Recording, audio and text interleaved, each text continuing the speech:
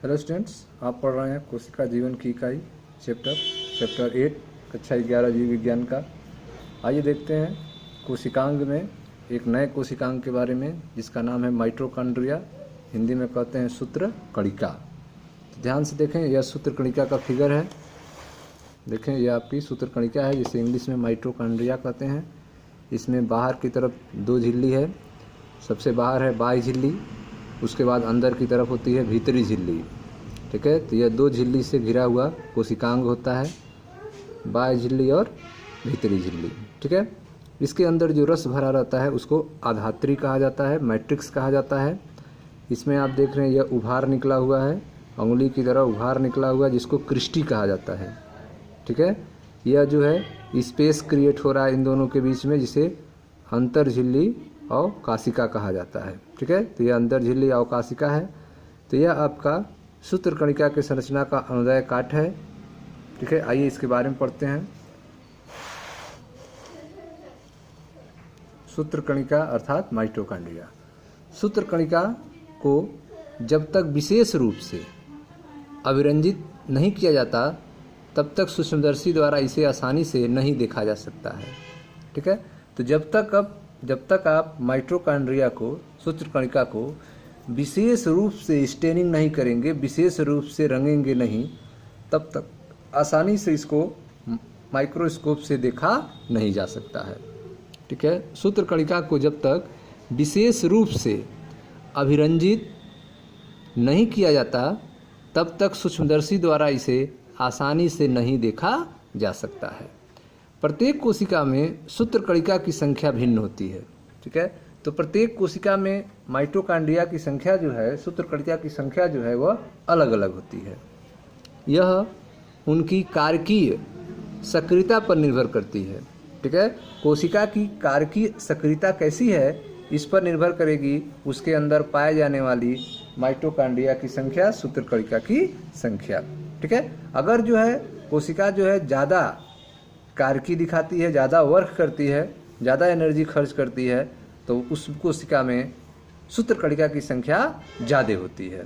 ठीक है, और जहाँ पे एनर्जी कम खर्च होता है उस कोशिका में सूत्र कणिका की संख्या जो है कम होती है। आगे देखें, ये आकृति व आकार में भिन्न होती हैं। ठीक है, तो सूत्र कणिका का आकृति और आकार भी भिन्न होता है। यह तस्तरी नुमा बेलनाकार आकृति की होती है। ठीक है, तो सूत्र कणिका का आकार जो है वह कैसा है? तस्तरी नुमा बेलनाकार, तस्तरी नुमा बेलनाकार आकृति की है, जो कि 1 से 4.1 माइक्रोमीटर लंबी, 1 से 4.1 माइक्रोमीटर लंबी और 0.2 से 1 माइक्रोमीटर व्यास की होती है। औसत व्यास जो होता है वह 0.5 माइक्रोमीटर होता है। ठीक है, तो आप देख रहे हैं कि प्रत्येक कोशिका में सूत्र कणिका की संख्या जो है वह भिन्न होती है, अलग अलग होती है। यह उसकी कारकी सक्रियता पर निर्भर करती है। कोशिका की कारकी सक्रियता पर निर्भर करेगी कि उसके अंदर माइटोकॉन्ड्रिया की संख्या कितनी होगी। ये आकृति व आकार में भिन्न होते हैं। यह तस्तरी नुमा बेलनाकार आकृति की होती हैं, जो 1 से 4.1 माइक्रोमीटर लंबी और 0.2 से 1 माइक्रोमीटर व्यास की होती है। ठीक है, सूत्र कणिका एक दोहरी झिल्ली युक्त संरचना है। जैसा हमने फिगर में आपको दिखाया कि माइटोकॉन्ड्रिया जो है वह दोहरी झिल्ली युक्त संरचना है, जिसकी बाहरी झिल्ली व भीतरी झिल्ली इसकी अवकाशिका को 2 स्पष्ट जलीय कक्षों, बाह्य कक्ष और भीतरी कक्ष में विभाजित करती है। ठीक है, तो माइटोकॉन्ड्रिया की दोहरी झिल्ली होती है। जैसे आप देख रहे हैं फिगर में, यह सूत्र कणिका माइटोकॉन्ड्रिया का फिगर है, जिसमें बाहर की तरफ आप देखें बाह्य झिल्ली है और यह भीतर की तरफ भीतरी झिल्ली है। ठीक है, तो सूत्र कणिका एक दोहरी झिल्ली युक्त संरचना है जिसकी बाहरी झिल्ली और भीतरी झिल्ली, ठीक है, इसके अवकाशिका को, ठीक है, आंतर झिल्ली जो अवकाशिका है उसको 2 स्पष्ट जलीय कक्षों में बांटती है। ठीक है, 2 स्पष्ट जलीय कक्षों में बांटती है, बाह्य कक्ष और भीतरी कक्ष। ठीक है, आउटर चेंबर और इनर चेंबर में इसे डिवाइड करती है। भीतरी कक्ष, ठीक है, यह जो भीतरी कक्ष आप देख रहे हैं, भीतरी चेंबर, भीतरी कक्ष में आधात्री कहते हैं। ठीक है, भीतरी कक्ष जो है जिसमें रस भरा है, यह भीतरी कक्ष को क्या कहेंगे? आधात्री मैट्रिक्स कहते हैं। भीतरी कक्ष को आधात्री अर्थात मैट्रिक्स कहते हैं। बाह्य कला सूत्रकणिका की, ठीक है, जो बाह्य कला है वह सूत्रकणिका की बाह्य सतत सीमा बनाती है। बाह्य झिल्ली जो देख रहे हैं, बाह्य कला जो है वह कॉन्टिन्यूअस होती है, सतत झिल्ली बनाती है। बाह्य कला सूत्रकणिका की बाह्य सतत सीमा बनाती है। इसकी अंतः झिल्ली, ठीक है, जो भीतरी झिल्ली है, ठीक है, इसकी अंतः झिल्ली कई आधात्री की तरफ अंतर्वलन बनाती है। ठीक है, इस तरह अंगुली की तरह उभार बनाती है। कौन झिल्ली? जो भीतरी झिल्ली है। ठीक है, बाह्य कला जो होती है, जो बाह्य झिल्ली होती है, वह सूत्रकणिका की बाह्य सतत सीमा बनाती है। यह कॉन्टिन्यूअस होती है, बाह्य सतत सीमा बनाती है। जबकि आंतरिक जो झिल्ली है वह अंतर्वलन फोल्डिंग बनाती है। इस फोल्डिंग को क्रिस्टी कहा जाता है। इस फोल्डिंग को ही क्या कहते हैं? क्रिस्टी कहते हैं। ठीक है, एक को कहना हो तो क्रिस्टो कहेंगे। ठीक है, इस क्रिस्टी बनने से क्या फ़ायदा होता है? इस क्रिस्टी बनने से जो है क्षेत्रफल बढ़ जाता है। ठीक है, आंतरिक चेंबर जो है, भीतरी झिल्ली है, इसका जो है जगह क्या हो जाता है? बढ़ जाता है, क्षेत्रफल बढ़ जाता है। ठीक है, क्रिस्टी इसके क्षेत्रफल को बढ़ाते हैं। इनकी दोनों झिल्लियों में इनसे संबंधित विशेष एंजाइम मिलते हैं। ठीक है, जो सूत्रकणिका के कार्य से संबंधित होते हैं। ठीक है, तो जो दोनों झिल्लियां आप देख रहे हैं उनसे संबंधित क्या होते हैं? विभिन्न प्रकार के एंजाइम होते हैं। इनकी दोनों झिल्लियों से इनसे संबंधित विशेष एंजाइम मिलते हैं जो सूत्रकणिका के कार्य से संबंधित होते हैं, जो माइटोकॉन्ड्रिया के कार्य में हिस्सा लेते हैं। ठीक है, सूत्रकणिका जो माइटोकॉन्ड्रिया है का वायवीय शोषण से संबंध होता है। इस माइटोकॉन्ड्रिया का संबंध किससे होता है? वायवीय शोषण से। ठीक है, ऑक्सीजन मिलने पर इसमें ग्लूकोज को तोड़ा जाता है और एनर्जी पैदा की जाती है एटीपी के रूप में।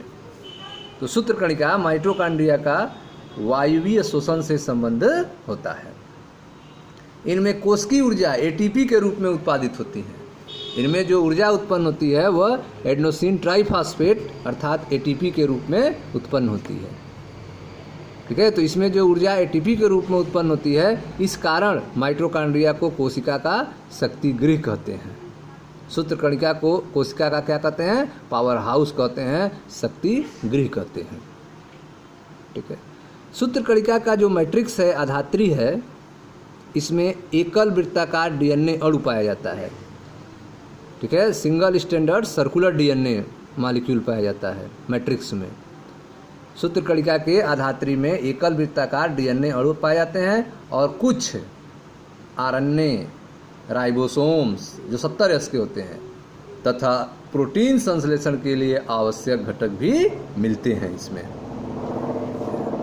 तो सूत्रकणिका के आधात्री में एकल वृत्ताकार डीएनए अणु होते हैं, कुछ आरएनए होते हैं, राइबोसोम 70S के होते हैं, प्रोटीन संश्लेषण के लिए आवश्यक घटक भी पाए जाते हैं। सूत्रकणिका जो है, माइटोकॉन्ड्रिया जो है, विभाजित कैसी होती है? तो सूत्रकणिका जो है विखंडन द्वारा विभाजित होती है। माइटोकॉन्ड्रिया में विभाजन कैसे होता है? तो माइटोकॉन्ड्रिया में विभाजन जो है वह विखंडन के द्वारा होता है। माइटोकॉन्ड्रिया में विभाजन विखंडन के द्वारा होता है। ठीक है, तो आइए इसके बारे में पढ़ते हैं, फिर से देखते हैं, रिवाइज कर लीजिए। माइटोकॉन्ड्रिया सूत्रकणिका को जब तक विशेष रूप से अभिरंजित नहीं किया जाता है, जब तक विशेष रूप से स्टेनिंग कलर नहीं किया जाता है, तब तक यह सूक्ष्मदर्शी द्वारा आसानी से नहीं देखा जा सकता है इसको। ठीक है, प्रत्येक कोशिका में सूत्रकणिका की संख्या भिन्न होती है। प्रत्येक कोशिका में इसकी संख्या जो है वह अलग अलग होती है। किसमें ज़्यादा होगी, किसमें कम, यह निर्भर करता है उसके कारकी पर, यह उसकी कारकी सक्रियता पर निर्भर करती है। ये आकृति और आकार में भिन्न होती हैं। यह तसरी नुमा बेलनाकार आकृति की होती हैं जो 1 से 4.1 माइक्रोमीटर लंबा, 0.2 से 1 माइक्रोमीटर व्यास का होता है। ठीक है, संरचना कैसा? तो सूत्रकणिका एक दोहरी झिल्ली युक्त संरचना होती है। माइटोकॉन्ड्रिया जो है वो डबल मेम्ब्रेनस ऑर्गेनेल होता है। तो सूत्रकणिका एक दोहरी झिल्ली युक्त संरचना है जिसकी बाहरी झिल्ली और भीतरी झिल्ली इसकी अवकाशिका को दो स्पष्ट जली कक्षों में बांटती है। ठीक है, तो बाहरी झिल्ली और भीतरी झिल्ली इसकी अवकाशिका को दो स्पष्ट जली कक्षों में बांटती है, जिसको बाह्य कक्ष और भीतरी कक्ष कहा जाता है। भीतरी कक्ष को आधात्री कहते हैं, भीतरी कक्ष को मैट्रिक्स कहते हैं, आधात्री कहते हैं। ठीक है, जो बाह्य कला सूत्रकणिका की बाह्य सतत सीमा बनाती है, जो बाह्य कला होती है वह सूत्रकणिका की बाह्य सतत सीमा बनाती है। लेकिन जो भीतरी कला होती है इसकी अंतःझिल्ली कई आधात्री की तरह अंतर्वलन बनाती है। जो अंतर्झिल्ली होती है, जो आंतरिक झिल्ली होती है, वह मैट्रिक्स के तरफ, आधात्री की तरफ जो है इसकी फोल्डिंग हो जाती है, अंगुली के समान उभार हो जाती है। इसकी अंतःझिल्ली कई आधात्री की तरफ अंतर्वलन बनाती है, जिसे क्रिस्टी कहते हैं। ठीक है, क्रिस्टी इसके क्षेत्रफल को बढ़ाते हैं, फोल्डिंग जो है वह इसके क्षेत्रफल को बढ़ाते हैं। इनकी दोनों झिल्लियों में इनसे संबंधित विशेष एंजाइम मिलते हैं जो सूत्रकणिका के कार्य से संबंधित होते हैं। ठीक है, सूत्रकणिका का वायवीय शोषण से संबंध होता है, माइटोकॉन्ड्रिया का वायवीय शोषण से संबंध होता है। इनमें कोशिकीय ऊर्जा एटीपी के रूप में उत्पन्न होती है। इस कारण सूत्रकणिका को कोशिका का शक्तिगृह कहते हैं, पावर हाउस कहा जाता है।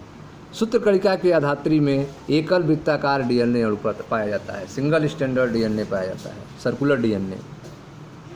ठीक है, सूत्रकणिका के आधात्री में एकल वृत्ताकार डीएनए अणु, कुछ आरएनए, राइबोसोम जो 70S होते हैं, प्रोटीन संश्लेषण के लिए आवश्यक घटक मिलते हैं। सूत्रकणिका विखंडन द्वारा विभाजित होता है। माइटोकॉन्ड्रिया का विभाजन जो है वह विखंडन के द्वारा होता है। ठीक है स्टूडेंट्स, तो यह था सूत्रकणिका माइटोकॉन्ड्रिया के बारे में जानकारी, और इसकी विस्तृत जानकारी आप चाहते हैं तो अगले वीडियो में आप देख सकते हैं, जो माइटोकॉन्ड्रिया का डीप स्टडी आपको कराया जाएगा। Thank you.